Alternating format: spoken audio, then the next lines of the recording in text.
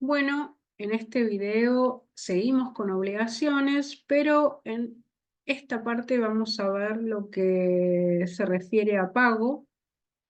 Y bueno, primero vamos a arrancar con el concepto, ¿no? El artículo 865 del Código Civil y Comercial lo define del siguiente modo. Pago es el cumplimiento de la prestación que constituye el objeto de la obligación. El pago es el principal modo de extinción de las obligaciones. El pago es sinónimo de cumplimiento. Pagar es cumplir.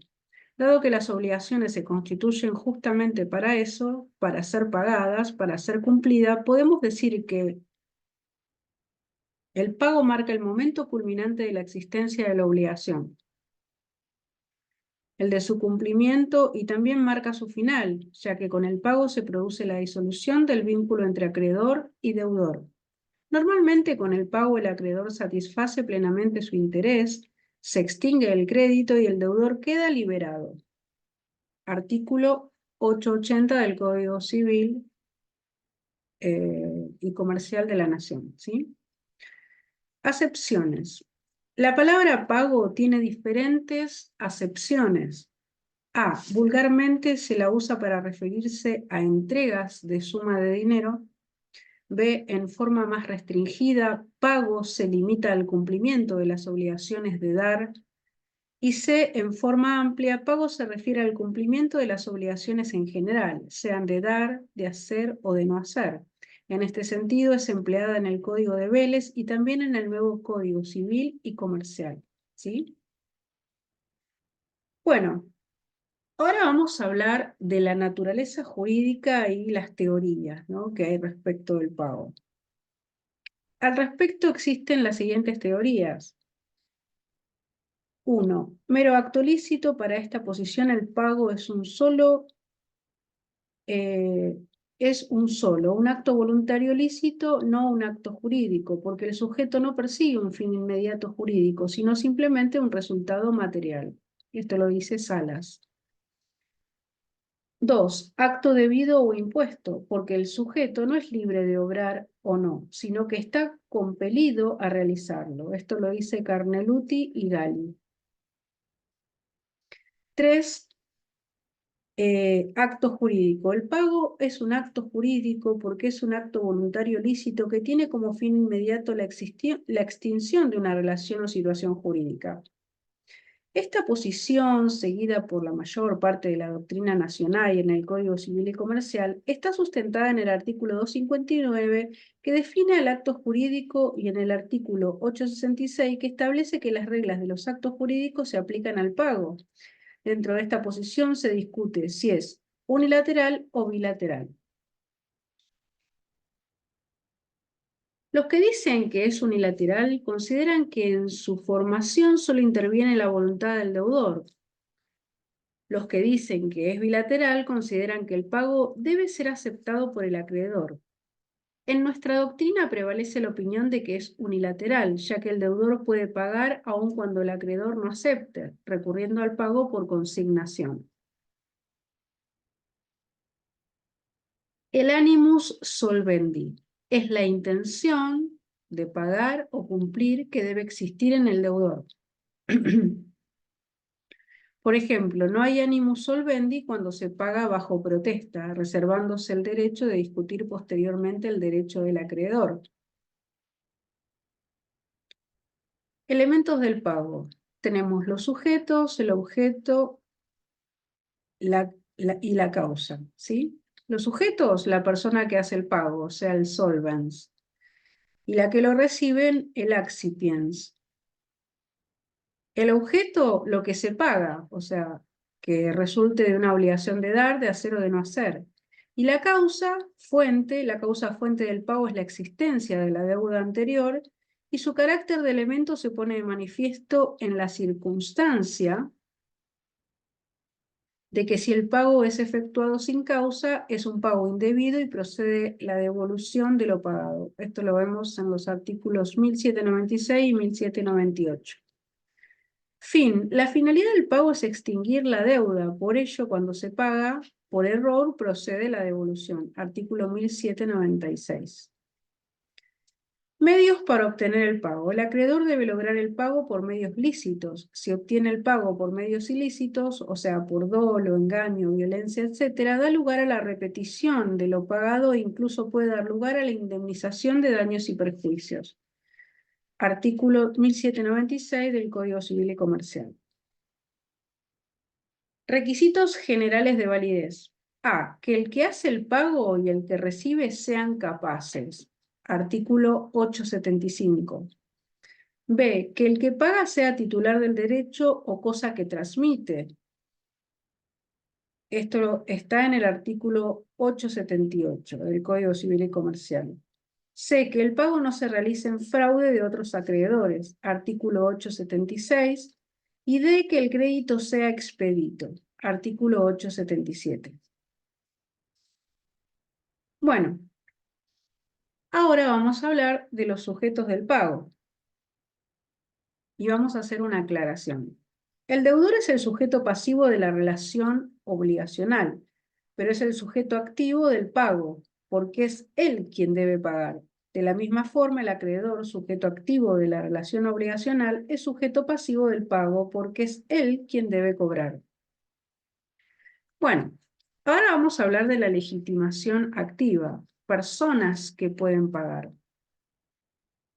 El pago debe ser hecho por el deudor, pero también pueden hacerlo los terceros interesados o no interesados, salvo que en la obligación se hayan tenido en cuenta las condiciones especiales del deudor. Artículo 881, en cuyo caso solo el deudor podrá cumplir la prestación.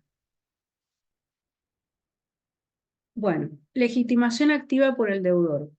Esto es lo normal, el pago realizado por el deudor que satisface el interés del acreedor, extingue el crédito y lo libera. Artículo 880. El deudor no solo tiene el deber de pagar, sino que tiene derecho a hacerlo. Él goza del ius solvendi. El derecho a pagar también corresponde a los herederos del deudor, si éste fallece, y a sus representantes si él es incapaz. Si hay varios deudores y la obligación es indivisible o solidaria, cualquiera de ellos deberá hacer el pago total. Si es divisible, cada deudor paga su parte. El deudor debe tener capacidad de ejercicio y de derecho para pagar. Si un incapaz de ejercicio efectúa un pago, dicho pago adolece de nulidad relativa. Artículo 388 del Código Civil y Comercial de la Nación. Debiéndole el acreedor devolver lo que recibió en pago, ¿no? En el caso de que dicho pago fuera realizado por un incapaz de ejercicio, lo que tiene que pasar es que el acreedor debe devolver lo que recibió en pago. El artículo 875 establece el pago debe ser realizado por persona con capacidad para disponer. Legitimación activa por terceros. Dice el artículo 881 del Código Civil y Comercial de la Nación que la prestación también puede ser ejecutada por un tercero, excepto que se hayan tenido en cuenta las condiciones especiales del deudor o hubiera oposición conjunta del acreedor y del deudor. Tercero interesado es la persona a quien el incumplimiento del deudor puede causar un menoscabo patrimonial y puede pagar contra la oposición individual o conjunta del acreedor y del deudor. A. Por terceros interesados. Son personas a quienes el incumplimiento del deudor puede causar un menoscabo patrimonial. Artículo 881. Por ejemplo, el fiador de la obligación, el tercero adquirente de un inmueble hipotecado, ya que si el deudor no paga la propiedad, podría ser subastada por el acreedor. Los terceros interesados, al igual que el deudor, gozan del ius solvendi y pueden hacer el pago aun cuando se oponga el deudor, el acreedor o ambos conjuntamente. B. Por terceros no interesados. Son los que no tienen ningún interés en la obligación y que por lo tanto no sufren daño alguno si la obligación no se cumple. El tercero no interesado puede pagar pero carece de derecho a ello. Ius solvendi. Por eso puede pagar en la ignorancia y aún en contra de la voluntad del deudor, pero no puede hacerlo si el acreedor se opone a recibir el pago. Efectos que produce la ejecución de la prestación por un tercero. Artículo 882. La ejecución de la prestación por un tercero no extingue el crédito. El tercero tiene acción contra el deudor con los mismos alcances que a. Al mandatario que ejecuta la prestación con asentimiento del deudor. B, el gestor de negocios que obra con ignorancia de este, y C, quien interpone la acción de enriquecimiento sin causa si actúa contra la voluntad del deudor. Puede también ejercitar la acción que nace de la subrogación por ejecución de la prestación por un tercero. Si un tercero paga, el deudor no queda liberado, ya que continúa obligado al tercero que pagó. El código establece que acciones tiene el tercero contra el deudor según las situaciones. A. Si pagó con asentimiento del deudor, se considera que hay un mandato. El tercero que ha pagado puede pedir al deudor el valor de lo que hubiere dado en pago, contando para ello con la acción de mandato y con la acción subrogatoria. Artículos 882 y 739. B. Si pagó en ignorancia del deudor, se considera que hay una gestión de negocios y el tercero puede repetir todos los gastos que la gestión le ha ocasionado con los intereses desde el día que los hizo. Cuenta con las acciones del gestor de negocios y con la acción subrogatoria, artículos 882 y 739. C. Si pagó contra la voluntad del deudor, puede ejercer la acción de enriquecimiento sin causa, artículos 882 y 739. Ahora vamos a hablar de las relaciones del tercero con el acreedor.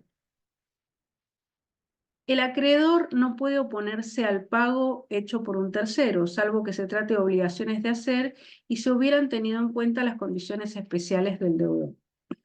Hecho el pago, este es definitivo e irrepetible. Pero esto tiene varias excepciones y así procede la repetición.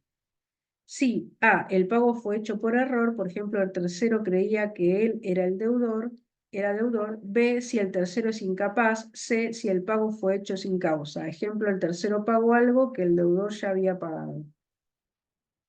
Siempre hay que tener presente que al pago se le aplican las reglas de los actos jurídicos. ¿Sí? Ahora vamos a hablar, recién hablamos de las relaciones del tercero con el acreedor, y ahora vamos a hablar de las relaciones del deudor con el acreedor. Cuando paga el deudor, la relación entre deudor y acreedor finaliza, pues el crédito se extingue y el deudor queda liberado. Pero cuando el que paga es un tercero, el deudor no queda liberado, ya que él seguirá siendo deudor del tercero que ha pagado. Los efectos de esta relación, tercero con deudor, ya lo hemos analizado antes. Resta agregar que el deudor podrá oponerse al reclamo del tercero pagador, alegando vicios de la deuda original, como ser la inexistencia o nulidad de la misma. Bueno, ¿cuáles son los deberes del solvens, o sea, el que paga, ¿no? Uno, obrar de buena fe. El deudor, al igual que el acreedor, debe obrar con cuidado, previsión y según la exigencia de la buena fe en el cumplimiento de la obligación, es decir, cumplir de acuerdo a lo que se entendió o debió entenderse. Artículo 729. Por ejemplo, entregar exactamente lo pactado, cumplir en el lugar y tiempo convenidos, no perjudicar a otros, o sea, a otros acreedores, etc. 2. Obrar con cuidado y previsión en todos los casos en que existe una duda razonable sobre el derecho del acreedor a recibir el pago, sobre la titularidad del crédito o de que concurriesen varias personas alegando derecho a cobrar, o sea, a cobrar el solven, debe actuar con cuidado y previsión, o sea, con prudencia, y la prudencia en estos casos indica que se consigne el pago judicial, artículo 904. O sea, de forma judicial o extrajudicialmente, artículo 910. Si el deudor por imprudente paga mal, puede perjudicar a otros acreedores y también se puede perjudicar él mismo, ya que quien paga mal puede verse obligado a pagar de nuevo. 3. Comunicación. El deudor debe comunicar al acreedor determinadas circunstancias relativas a la obligación. Por ejemplo, el locatario debe dar aviso al locador de los daños que haya sufrido la cosa locada. 4. Deberes complementarios. El deudor está obligado a realizar todo aquello que expresa o implícitamente esté comprendido en la deuda y en su cumplimiento. Por ejemplo, si debe entregar una cosa cierta, debe entregar también sus accesorios, conservar la cosa en buen estado hasta su entrega, etc. Bueno, esto fue legitimación activa respecto del acreedor, del deudor y de los terceros, ¿sí? Bueno, ahora vamos a hablar de la legitimación pasiva, personas que pueden recibir el pago. Artículo 883, legitimación para recibir pagos. Tiene efecto extintivo del crédito del pago hecho, ¿no? ¿Pero a quién? Al acreedor o a sucesionario o subrogante. Si hay varios acreedores, el derecho al cobro de cada uno de ellos se rige por las disposiciones correspondientes a la categoría de su obligación. B, a la orden del juez que dispuso el embargo del crédito. C, al tercero indicado para recibir el pago en todo o en parte. D, a quien posee el título del crédito extendido al portador o endosado en blanco, excepto sospecha fundada de no pertenecerle al documento o de no estar autorizado por el cobro. E, al acreedor aparente, si quien realiza el pago actúa de buena fe y de las circunstancias resulta verosímil el derecho invocado. El pago es válido aunque después sea vencido un juicio sobre el derecho que invoca. Bueno, de esta norma surgen las personas que están legitimadas para recibir el pago, o sea, cualquiera de ellas que se les pague, el pago es válido y cancela la deuda. Al acreedor, su representante, sucesionario o subrogante. El pago debe hacerse a la persona a cuyo favor estuviese constituida la obligación, o sea, el acreedor. Si hay varios acreedores y la obligación es indivisible o solidaria, puede recibir el pago cualquiera de ellos. Artículo 816. Salvo que el deudor estuviese embargado por algún acreedor, en cuyo caso éste deberá recibir el pago. Si la obligación es divisible, cada acreedor puede cobrar en porción o a su cuota o crédito. Artículo 808. Los representantes del acreedor también pueden recibir el pago. Pueden ser representantes legales, por ejemplo, el representante de un incapaz, de un menor, etc. O convencionales, por ejemplo, cuando un contrato surge de un contrato surge que alguien está autorizado a cobrar por el acreedor. Cesionario es persona a la cual, en razón de una cesión de derechos, el acreedor le ha transmitido sus derechos contra el deudor.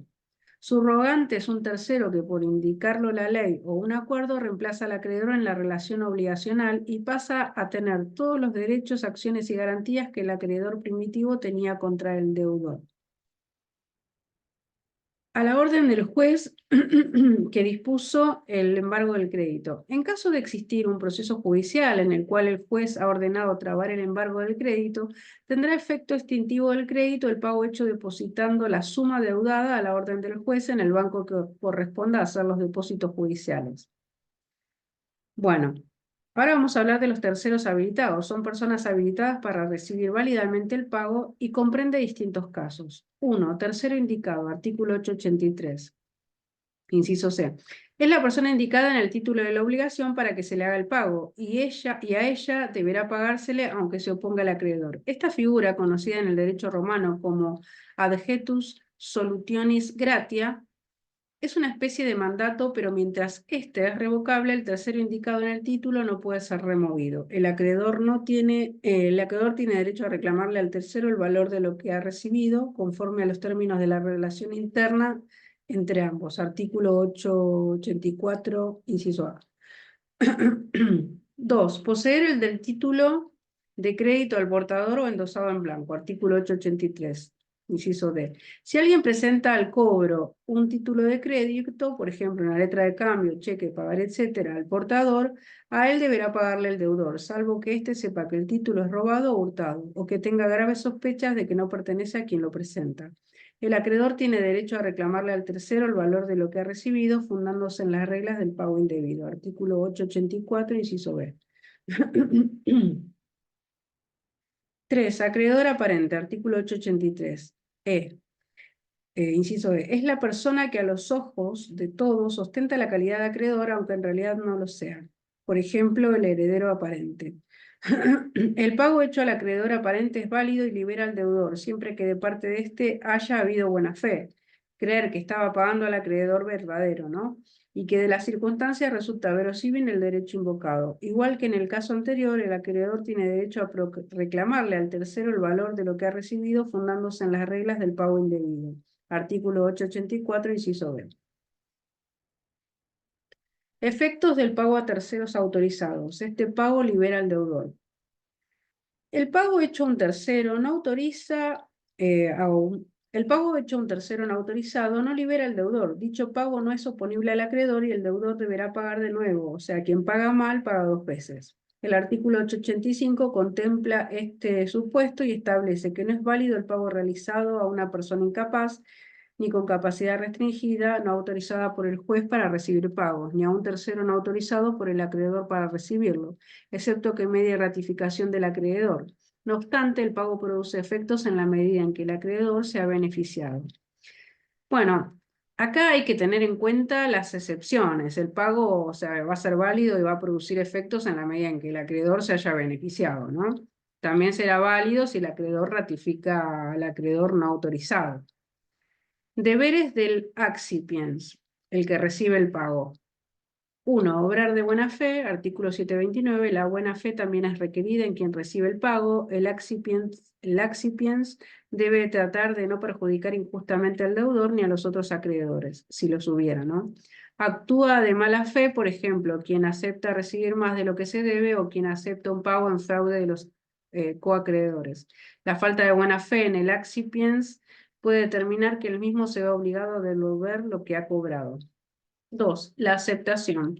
Así como el deudor tiene el deber de pagar, el acreedor tiene el deber de aceptar el pago. De lo contrario, se puede configurar la mora del acreedor, dando derecho al deudor a consignar el pago. 3. Cooperación. En muchos supuestos, al deudor le es casi imposible cumplir si el acreedor no coopera, ¿sí? Por ejemplo, el acreedor no concurre al lugar convenido para la entrega de la cosa. Bueno, me parece que vamos a cortar acá porque pago es bastante largo y nos quedan poquitos minutos. Si quieren podemos adelantar algo. A ver, eh, vamos a hablar ahora del objeto del pago. Concepto y requisitos. Objeto del pago es la prestación que debe cumplirse. Debe reunir los requisitos indicados en el artículo 867. Que dice: el objeto del pago debe reunir los requisitos de identidad, integridad, puntualidad y localización. Requisitos de identidad. El acreedor no está obligado a recibir y el deudor no tiene derecho a cumplir una prestación distinta a la debida, cualquiera sea su valor. Artículo 868. Lo que se paga debe coincidir con lo que se debe, ¿no? Obviamente. Si la obligación es de dar, el deudor debe entregar al acreedor la misma cosa a cuya entrega se obligó. El acreedor no puede ser obligado a recibir una cosa por otra, aunque sea de igual o mayor valor. Si la obligación es de hacer, el acreedor tampoco podrá ser obligado a recibir en pago la ejecución de otro hecho que no sea el de la obligación. Si la obligación es de no hacer, el deudor no puede pretender cumplir absteniéndose de realizar un hecho distinto. Él debe abstenerse del hecho al cual se refiere la obligación. Excepciones, tenemos excepciones.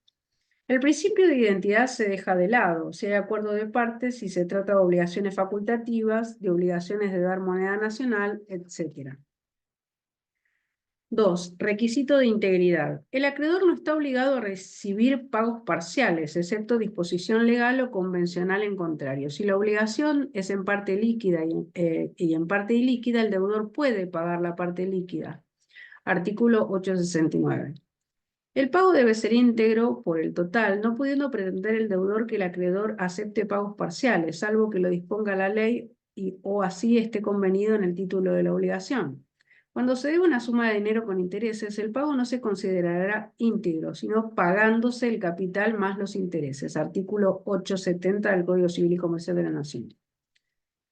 Bueno, para estos requisitos de integridad también hay excepciones. En muchos casos este principio es dejado de lado y el deudor puede realizar pagos parciales.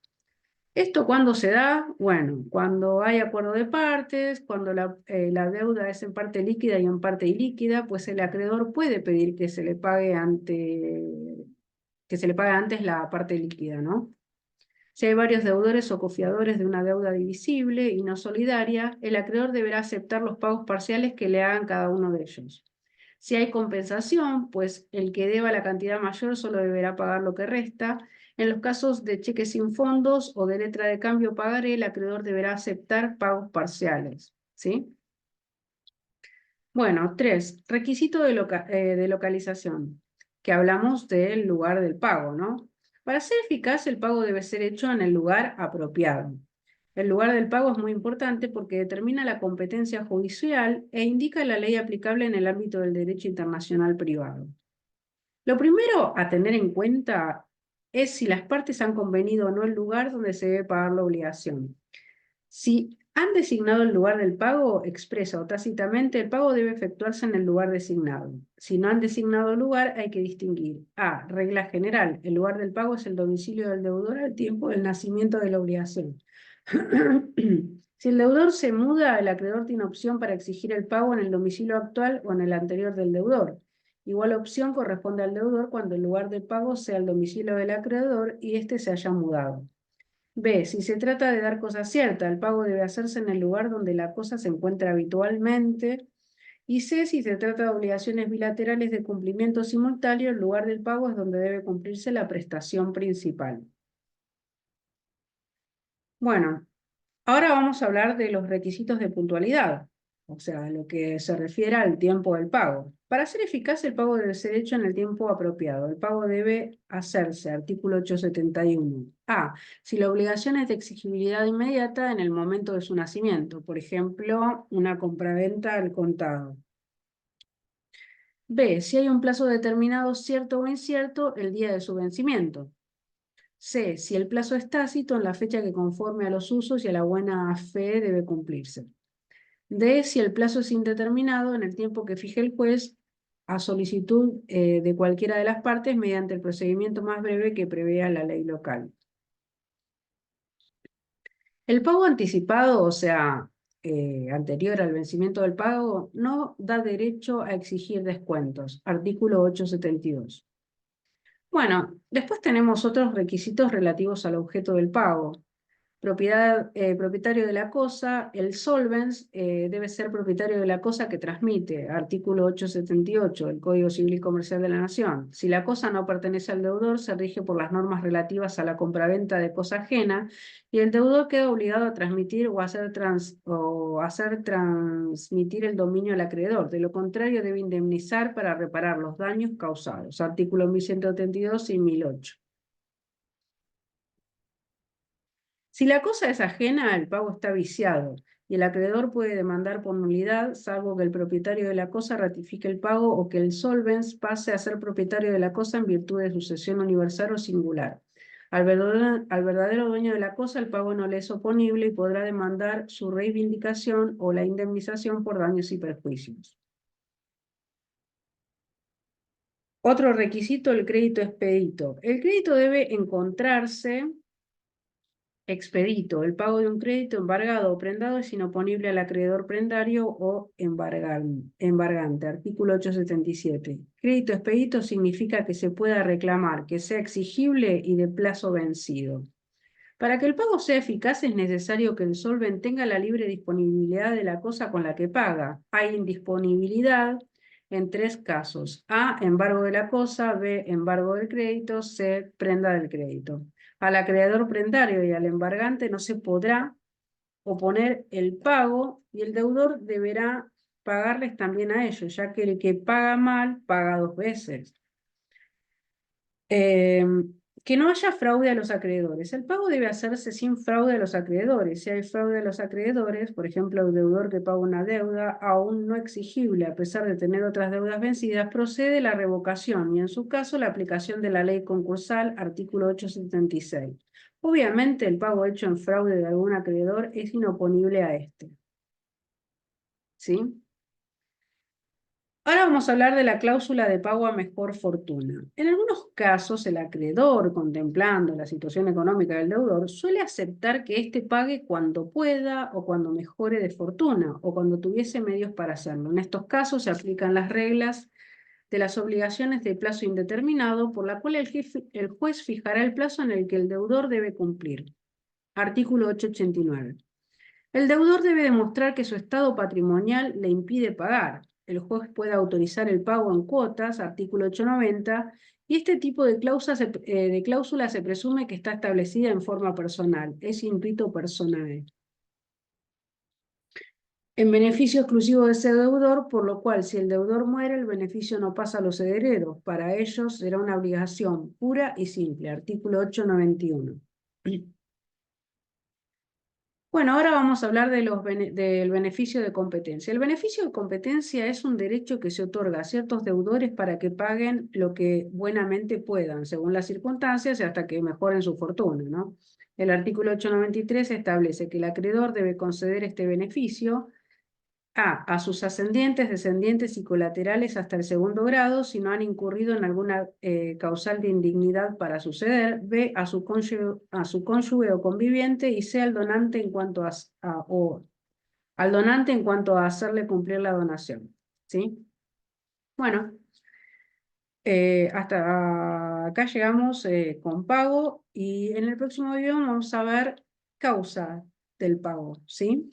Porque es bastante largo el tema. Así que bueno, ahora continuamos con el video, con otro video.